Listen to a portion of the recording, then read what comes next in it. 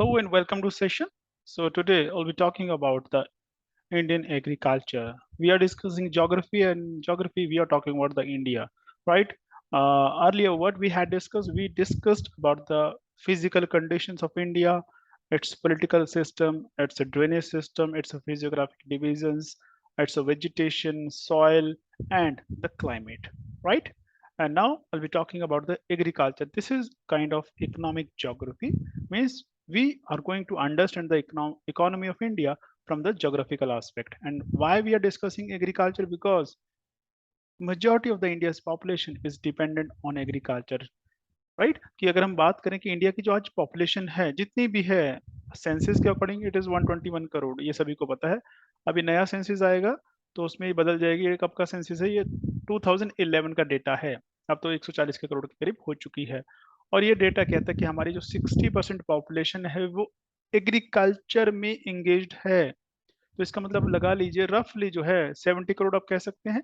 70 करोड़ जो पॉपुलेशन है आपकी एग्रीकल्चर में है। और एग्रीकल्चर किस पे डिपेंड करता है? आपकी ज्योग्राफी पे। अगर ज्योग्राफी मीन्स आपका क्लाइमेट, आपका टेम्परेचर, आपकी रेनफॉल, वो अगर चेंज होता है तो आपकी एग्रीकल्चर चेंज हो जाएगी। अगर एग्रीकल्चर में फर्क कुछ हुआ तो इन लोगों को फर्क पड़ेगा। 70 करोड़ लोगों को फर्क पड़ेगा। इसलिए हमारे लिए इंपॉर्टेंट हो जाता है हमें इंडिया की एग्रीकल्चर के बारे में नॉलेज होनी चाहिए। तो क्या बात करेंगे? सबसे पहले बेसिक चीज देख लेते हैं, इंडिया का जो एग्रीकल्चर उसकी इंपॉर्टेंस क्या है, क्यों हम बात करने वाले हैं। सबसे पहला जो हमारी नेशनल इनकम है कंट्री की, उस पर इसका बहुत बड़ा इन्फ्लुएंस है। क्यों? क्योंकि जो इंडिया की जीडीपी है, ग्रॉस डोमेस्टिक प्रोडक्ट, जहां से निकल के आती है इंडिया की इनकम पूरे कंट्री की, जिसको बोलते हैं नेशनल इनकम, तो वो किस पे है कि इंडिया क्या प्रोड्यूस कर रहा है, कितना प्रोड्यूस कर रहा है। तो उसमें एक पार्ट जो है एग्रीकल्चर का भी आता है। क्योंकि तीन चीजें हम देखते हैं, एग्रीकल्चर, इंडस्ट्री देखते हैं और सर्विस देखते हैं। जैसे बैंक की है, टूरिज्म है, ये सारी सर्विसेज है, होटल्स की सर्विसेज है।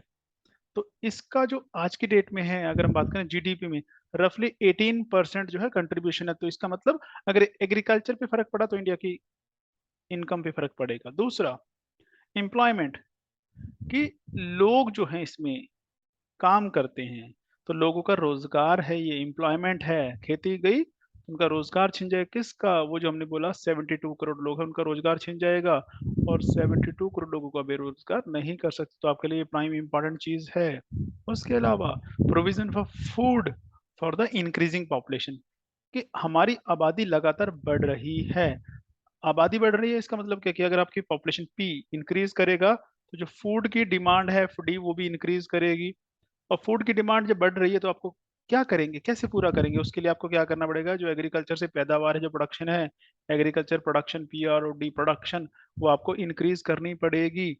तो अगर आपने इसकी तरफ ध्यान नहीं दिया, किस तरफ की, अगर आपने सोचा जितनी फसल होती है हो जाए, प्रोडक्शन ना बढ़ाई, तो भी कोई फायदा नहीं है। क्योंकि आपकी पॉपुलेशन लगातार बढ़ रही है तो आपको लगातार जो प्रोडक्टिविटी है वो बढ़ानी पड़ेगी ताकि आपकी प्रोडक्शन बढ़ सके। उसके अलावा इंपॉर्टेंस क्या है इसकी, कि जो रॉ मटेरियल है एग्रो इंडस्ट्रीज का, वो यहाँ से सप्लाई होता है। जैसे प्लाई इंडस्ट्री है, प्लाई के लिए क्या चाहिए? लकड़ी चाहिए। कहाँ से आएगी? आपके एग्रीकल्चर से आएगी, फॉरेस्ट से आएगी। आपको जैम बनाना है, कहाँ से आएगा? टोमेटो, किसान का जैम, केचप बनाना है, कहाँ से आएगा? टमाटर, एग्रीकल्चर से आएगा। आपको कपड़ा बनाना है, कहाँ से आएगा? कॉटन का, कॉटन खेत में उगता है जी। वूल एग्रीकल्चर से आता है, राइट। तो ये सारी चीजें इसकी इंपॉर्टेंस है, आप इसको इग्नोर बिल्कुल नहीं कर सकते। फिर market for industrial product, industry एक कंपनी है जो ट्रैक्टर्स बनाती है। अगर एग्रीकल्चर ही नहीं होगा तो ट्रैक्टर किसके लिए बनाएगी? लोगों ने ऑफिस तो जाना नहीं ट्रैक्टर पे बैठ के। तो इसलिए उनके लिए क्या है? प्रोडक्शन, मार्केट का काम करते हैं। जैसे फर्टिलाइजर है, फर्टिलाइजर किसके लिए बनते हैं? फर्टिलाइजर एग्रीकल्चर के लिए। अगर एग्रीकल्चर को नहीं चाहिए तो फर्टिलाइजर फैक्ट्री बेकार है। पेस्टिसाइड है, वीडीसाइड है, बहुत सारे केमिकल्स हैं, है ना। तो ये किस पे डिपेंडेंट है? एग्रीकल्चर पे। एग्रीकल्चर आपका खराब हुआ तो सारा कुछ खराब हो जाएगा। उसके अलावा जो आपका ट्रेड है दूसरे कंट्रीज के साथ, और अंदर का इंटरनल और एक्सटर्नल व्यापार चलता है हमारा खेती पे। बहुत सारी मिल लगी हुई है और लोग हम जो सप्लाई करते हैं, आटा सप्लाई करते हैं, दाल सप्लाई करते हैं। एग्रीकल्चर खत्म, उनका काम धंधा चौपट। तो इसका मतलब it is very important, you can not ignore agriculture, at least for India, है ना। अगर हम बात करें इसके फीचर्स, क्या हमारा एग्रीकल्चर है कैसा? सबसे पहला ये, ऐसा नहीं होना चाहिए। हमारा जो एग्रीकल्चर है मेजोरिटी कैसा है? सबसिस्टेंस लेवल है। इसका मतलब क्या है कि जो किसान है वो सिर्फ इतना उगा पाता है ताकि वो अपना गुजारा कर पाए। दूसरा कमर्शियल एग्रीकल्चर भी है हमारे यहाँ पे, मतलब कुछ किसान जो बड़े किसान हैं वो इतना उगाते हैं कि इसके लिए वो खाने के लिए नहीं उगाते हैं, वो सेल के लिए उगाते हैं, कॉमर्स के लिए, यानी ताकि उसको सेल कर सके। जैसे कॉटन की खेती होती है, वो खाने के लिए नहीं होती है। कॉटन है, सिल्क है, राइट, टी है, रबड़ है। तो कमर्शियल लेवल पे हमारा एग्रीकल्चर चल रहा है, कमर्शियल एग्रीकल्चर है। मैकेनाइजेशन, कि अब जो हम क्या करने लगे हैं, मशीन्स यूज करने लगे हैं, बट अभी भी सारा जो हमारा एग्रीकल्चर है मैकेनाइज नहीं हुआ है। मॉनसून डिपेंडेंट, ये बहुत ही इंपॉर्टेंट चीज है कि हमारे यहाँ पे खेती के लिए क्या चाहिए, पानी चाहिए। पानी कहाँ से आता है, हम कहेंगे पंजाब में we have tubewells, canals. Yes, Punjab में ट्यूबवेल लगी हुई है और नहरें हैं। पूरे इंडिया में ऐसा नहीं है। तो पूरा इंडिया किस पे डिपेंड करता है, मेजोरिटी जो वो है वो मॉनसून पे डिपेंड करते हैं, यानी कि जब बारिश आती है उस सीजन पे डिपेंड करते हैं, मॉनसून वाले पे। तो अगर मॉनसून को कुछ भी हुआ, जो हमने पिछले लेक्चर में बात की थी कि अगर मॉनसून वीक हुआ तो आपका एग्रीकल्चर वीक हो जाएगा। उसके अलावा वैरायटी ऑफ क्रॉप्स, इंडिया में बहुत सारी क्रॉप्स उगाई जाती है। वैरायटी है, ऐसा नहीं है कि एक ही क्रॉप पूरे कंट्री में उगता है, नो। क्यों है ऐसा, क्योंकि हमारी ज्योग्राफी अलग है। प्रीडोमिनेंस ऑफ फूड क्रॉप्स, कि जो जितना भी हम उगाते हैं उसमें ज्यादा डोमिनेट क्या करता है, खाने वाली चीजें हम ज्यादा उगाते हैं, सेल करने वाले कम उगाते हैं। उसका उसका क्या इम्प्लीकेशन है, ये है कि जो हम खाने वाली चीजें उगाते हैं इसका मतलब सेल के लिए नहीं होगी, और हमारा जो प्रॉफिट है, हमारी जो इनकम कब बढ़ेगी, जब हम सेल करने के लिए चीजें उगा पाए। तो ये ऐसा हमारा एग्रीकल्चर है इंडिया का, राइट। फिर आता है क्रॉपिंग सिस्टम। क्रॉपिंग सिस्टम क्या होता है, कि जिसमें आप बात करते हैं कि जो क्रॉप्स उगानी है, किस तरह की उगानी है, किस सीक्वेंस में उगानी है और कैसे उगानी है। तो इसमें जितने भी क्रॉपिंग सीक्वेंस है वो उसकी बात होती है। अब कितने तरह के हैं जो ये क्रॉपिंग सिस्टम, एक है मिक्स्ड क्रॉपिंग, मिक्स्ड फार्मिंग, ठीक है। बाकी इसमें फार्मिंग लगा है, बाकी में रेटून क्रॉपिंग है, मिक्स्ड क्रॉपिंग है, बाकी सारे क्रॉपिंग ही क्रॉपिंग है। सोल क्रॉपिंग, मल्टीपल क्रॉपिंग, और मल्टीपल क्रॉपिंग ही फर्दर ये डिविजन्स हैं, है ना। एक थोड़ा सा रफ साइड आपने रखना है, ज्यादा कुछ इसमें नहीं रखना है आपने। और मैं आपको बता देता हूँ ये है क्या चीजें। अगर मैं बात करूँ मिक्स्ड फार्मिंग किसे कहते हैं, जब कोई एग्रीकल्चर करे, खेती करे, प्लस एनिमल रेयरिंग करे, कि उसने भैंसे भी रखी हुई, गाय रखी हुई, और खेती करता है, वो अनाज उगाता है। तो वो क्या करता है, वो खेती के साथ डेयरी भी कर रहा है, तो उसको बोलते हैं मिक्स्ड फार्मिंग कर रहा है वो पर्सन। दूसरा है रेटून क्रॉपिंग, ये क्रॉपिंग है, ये फार्मिंग नहीं है। क्रॉपिंग में क्या है, जब आप नया बीज नहीं डालते, रेटून से खेती उगाते हैं। जैसे गन्ना है, तो गन्ना जब उगाया जाता है कैसे उगता है, पिछला जो गन्ना था उसको काट देते, कहाँ से, सारा नहीं काटते, थोड़ा सा छोड़ देते, रेटून छोड़ देते हैं। तो उसके बाद क्या होता है, जो रेटून है यही उगता है, ये जो रेटून है यही उगता है। तो ये जो सिस्टम है इसको रेटून क्रॉपिंग बोलते हैं। मिक्स्ड क्रॉपिंग, मिक्स्ड क्रॉपिंग वो है जहां पे आप अलग अलग फसलें एक साथ खेत में उगाएं। सोल क्रॉपिंग, सोल मतलब सिंगल, जब पूरे खेत में आप एक ही फसल उगाएं, यही आपका पैटर्न रहे, उसके बाद दोबारा जब उगाएं तब भी वही उगाएं, यानी कि एक खेत में एक ही फसल पूरा साल उगती रहे बार बार। मल्टीपल क्रॉपिंग, जब आप एक खेत में अलग अलग फसलें उगाएं। अब यहाँ पे कंफ्यूजन हो सकता है आपको कि फिर मल्टीपल और मिक्स क्रॉपिंग में क्या फर्क हुआ। मिक्स्ड क्रॉपिंग का मतलब है जब आप क्रॉप्स को मिक्स कर दें, कि आपने खेत लिया ये, और इसी में क्या हुआ, इधर गन्ना उगाया हुआ है, इधर कुछ और उगाया हुआ है, दाल उगाई हुई है, ऐसा हो सकता है, इधर आपने बाकी यहाँ चावल उगाया हुआ है, तो ऐसे मिक्स अपने क्रॉप्स कर दिए। तो पर उसमें एक चीज ध्यान रखा जाता है कि सारी क्रॉप्स ऐसी ना हो कि एक दूसरे के लिए वो कह सकते हैं हार्मफुल ना हो, है ना। एक दूसरे का बेनिफिट वो देंगे, ऐसा ना हो कि आपने क्रॉप का जिसको पानी बहुत चाहिए और उस वजह से दूसरी क्रॉप क्या होगी, वो सूख जाएगी। तो ये नहीं होना चाहिए। मल्टीपल क्रॉपिंग क्या है, कि आपने पहले एक खेत में एक फसल उगाई, उसके बाद 2-3 महीने में वो पूरी हो गई, 3 महीने में, 4 महीने में, उसके बाद काट के उस अपने दूसरी उगाई उसी खेत में, उसको वो पूरी होने के बाद तीसरी उगाई, और फिर चौथी उगाई। तो एक से ज्यादा अगर आप उगा रहे हैं, 2-3 फसलें उगा रहे हैं एक ही खेत में बार बार, तो उसको बोलते हैं मल्टीपल क्रॉपिंग, राइट। अब ये मल्टीपल क्रॉपिंग के टाइप है कि वो कैसे उगाते हैं, यानी कि एक साथ भी उगा सकते हैं, उसको ऑर्डर में भी उगा सकते हैं, कि पहले एक उगाई और जब वो काट ली उसके बाद दूसरी उगाई। एक होता है कि कंटिन्यूस उगाई, कि पहली फसल उगाई आपने और अभी वो काटी नहीं थी, इसने दूसरी उगा दी बीच में। एक हो सकता है मिक्स, कैसे, मल्टी स्टोरीड, कि 3-4 तरह के आपने फसलें उगाई उनकी हाइट के हिसाब से, जैसे पेड़ लगा दिए, है ना, पॉपुलर के पेड़ लगा दिए, बीच में जो खाली जगह रहेगी उसमें कुछ और उगा दिया। तो ऐसे किया जा सकता है, इसको कहते हैं मल्टी स्टोरी या मल्टी लेवल, राइट। जो पैटर्न है क्रॉपिंग का, तो यहाँ पे हम क्या देखते हैं, क्रॉपिंग सीजन होते हैं क्रॉपिंग पैटर्न के हिसाब से।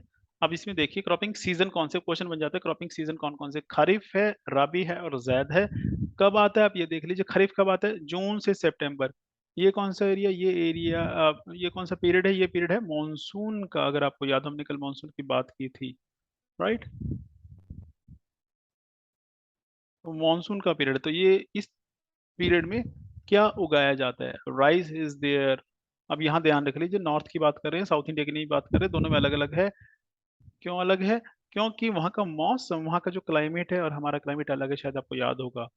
तो यहाँ पे राइस, कॉटन, बाजरा, मेज, ज्वार, तूर, और रबी कौन सा है, जब सर्दियाँ आ जाती है अक्टूबर से मार्च तक का, इसमें वीट उगता है, ग्राम उगता है, रेपसीड उगता है, मस्टर्ड, बार्ले। जैद ये गर्मियों में उगाई जाती है, अप्रैल से जून। इसमें वेजिटेबल्स है, फ्रूट्स और फॉडर उगाया जाता है। फॉडर क्या होता है जी, जो जानवरों के लिए चारा उगाते हैं उसको फॉडर बोलते हैं। अब यहाँ से क्वेश्चन क्या बन सकता है, क्वेश्चन ये बन सकता है कि बताइए, जो लाइक वीट है, वो कौन से सीजन की क्रॉप है, रबी की है या खरीफ की है ना। ये चार क्रॉप्स दे देंगे, उसमें से पूछ सकते हैं कि बताइए इसमें से जैद की जो सीजन है, जैद सीजन की कौन सी है या रबी की कौन सी है। तो ऐसे पूछा जा सकता है। तो इस तरह से समझिएगा इसको। कुछ क्रॉप्स है इंडिया की इंपॉर्टेंट, उनके बारे में आपको थोड़ी सी नॉलेज होनी चाहिए, यहाँ से आप क्या ध्यान रखेंगे। देखिए यहाँ से, ये तो थोड़ा सा मुश्किल हो जाता है कि ये क्या चीज है, कि उसको कितनी गर्मी चाहिए, एवरेज किस एरिया में उग सकता है। चावल जहाँ उगेगा वहाँ का जो एवरेज टेम्परेचर है 23 डिग्री होना चाहिए, और जो बारिश है 150 सेंटीमीटर होनी चाहिए, यानी कि बारिश ज्यादा चाहिए, यानी कि पानी उसको ज्यादा चाहिए। अब पंजाब है, यहाँ तो बारिश कम होती है, फिर यहाँ कैसे उग जाता है, क्योंकि हमारे पास यहाँ पे ट्यूबवेल्स हैं, हम इरिगेशन उसको कर देते हैं, हमारे पास आर्टिफिशियल सोर्स ऑफ इरिगेशन है, राइट। पर इम्पॉर्टेंट ये है कि कौन कौन सी स्टेट में उगाया जाता है। मेजर जो प्रोड्यूसर है, major states in terms of production, यानी कि ये जो स्टेट्स हैं ये सबसे ज्यादा प्रोड्यूस करते हैं क्या, राइस। राइस में वेस्ट बंगाल कहाँ गया, इट्स वेस्ट बंगाल। उसके अलावा बिहार है, उड़ीसा है, आंध्र, मध्य प्रदेश, यूपी, हरियाणा, ये है। वीट में अगर बात करेंगे तो यूपी है, पंजाब है, हरियाणा, एमपी, राजस्थान है। ज्वार की बात करें तो महाराष्ट्र है, कर्नाटका, एमपी, एपी। अब यहाँ पे देख लीजिए, ये दो चीजें, कि ज्वार है उसके लिए 30 से 100 सेंटीमीटर, यानी कि ये वहां उगेगा जहाँ पे ड्राई एरिया, जहाँ पे पानी कम होता है, बारिश कम होती है। महाराष्ट्र में कम होती है जी, मध्य प्रदेश में, कर्नाटका में, आंध्र में बारिश कम होती है। मक्की, मक्की को कम चाहिए 75 सेंटीमीटर, तो ये एरिया यूपी, बिहार, एमपी और राजस्थान। ऐसे आइडिया लगा सकते हैं आप। रागी है, ग्राम है, शुगर केन है, एंड कॉटन है, कि कॉटन कहाँ उगता है, गुजरात, महाराष्ट्र, पंजाब, हरियाणा, एमपी, राजस्थान में है।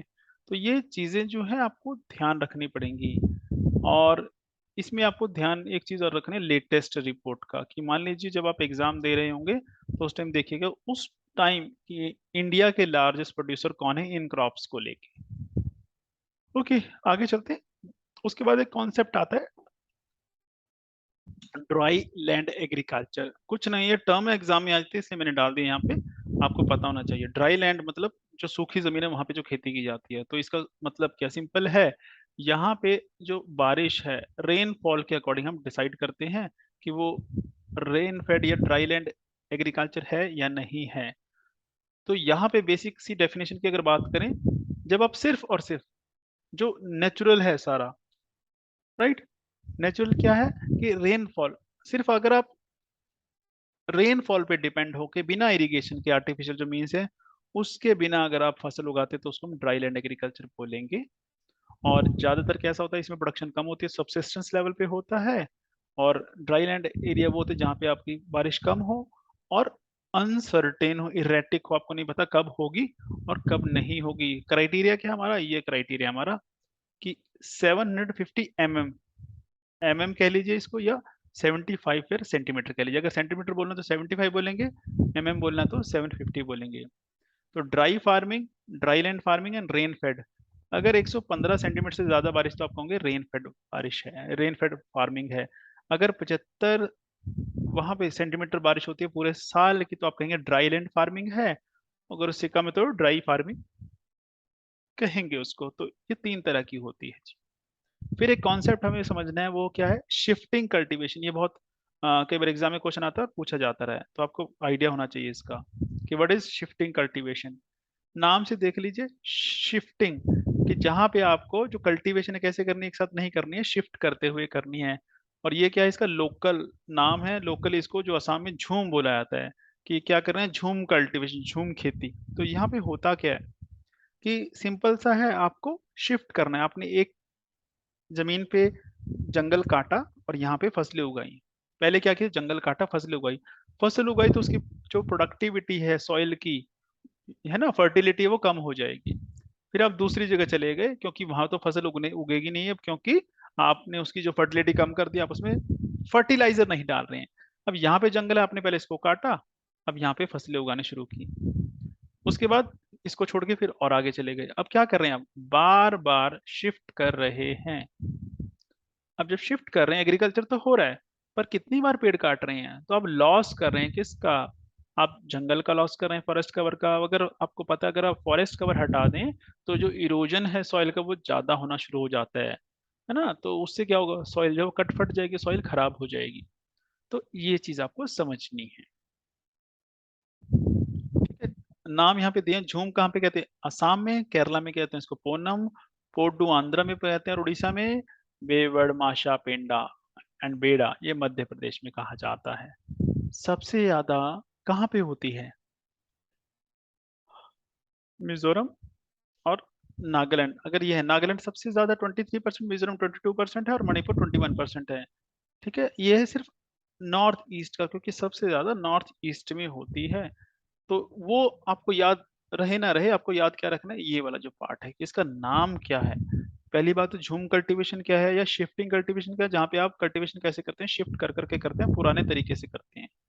यहाँ पे आप मॉडर्न मेथड जो है वो नहीं अपना रहे हैं।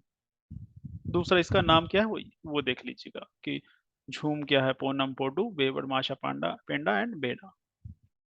फिर एक कॉन्सेप्ट आता है जीरो टिलेज फार्मिंग का, क्योंकि एज एग्जाम में वर्ड आते रहते हैं, तो इसलिए हमें पढ़ने पड़ रहे हैं, पहले ऐसे नहीं पढ़े जाते थे। जीरो टिलिंग फार्मिंग का मतलब कह लीजिए इसको नो टिलिंग। तो नो टिलिंग है या जीरो टिलिंग है या जीरो टिलेज, मतलब एक ही है। टिलिंग क्या करना है? जब आप उसकी नलाई नुलाई करते हैं ना, गुड़ाई करते हैं, यानी कि खेत में हल चला के आप कैसे बना देते हैं? अगर खेत ऐसा था, उसमें आपने फसल लगाई, पर एक्चुअल ऐसा नहीं होता है। आप क्या करते हैं? पहले ऐसे खेत को ऐसा प्लेन करते हैं, पूरी मिट्टी को एकदम ट्रैक्टर चला के उसको प्लेन कर, अब उसमें फसल डालते हैं, बीज डालते हैं। एक्चुअली क्या है, जो जोग्राफर्स हैं, जो एग्रीकल्चर साइंटिस्ट हैं, उनके मुताबिक कि ये जो जमीन है, जितना आप ऐसे करेंगे, उसमें टिलिंग करेंगे, वो कार्बन डाइऑक्साइड गैस जो है वो रिलीज करेगा। कार्बन डाइऑक्साइड जो गैस है, वो क्या है? ग्रीन हाउस गैस है, GHG है। उससे क्या होता है? ग्लोबल वार्मिंग होती है, जो टेम्परेचर अर्थ का वो बढ़ता है। होना क्या चाहिए कि आप उसको छोड़े ही ना, सिर्फ जहां पे आपने बीज डालना है वहां पे ड्रिल कीजिए और बीज लगा दीजिए, और ये पेड़ उग गए। यहाँ पे बीच में पिछली फसल का जो है कचरा पड़ा हुआ है। उससे क्या होगा? यहाँ पे अगर था, यहाँ पे निकल रहा था कार्बन डाइऑक्साइड, यहाँ पे कार्बन डाइऑक्साइड नहीं रिलीज होगी, वहीं पे रह जाएगी। दूसरा, अब ये ड्राई हो गया है, मिट्टी है, तो मिट्टी में से पानी जो है वो उड़ जाएगा, मॉइस्चर उड़ जाएगा, पर यहाँ पे ऐसा नहीं होने वाला। क्यों? क्योंकि यहाँ पे जो वेजिटेशन है, घास फूस है, ये इन्होंने इसको जमीन को कवर कर दिया। तो मॉइस्चर जो है रिटेन रहेगा इसमें, है ना। तो मॉइस्चर रिटेन रहेगा, आपको पानी कम देना पड़ेगा फसल को, और आपकी जो सॉइल है उसका इरोजन नहीं होगा, वो डिग्रेड नहीं होगी। तो ये फायदा है।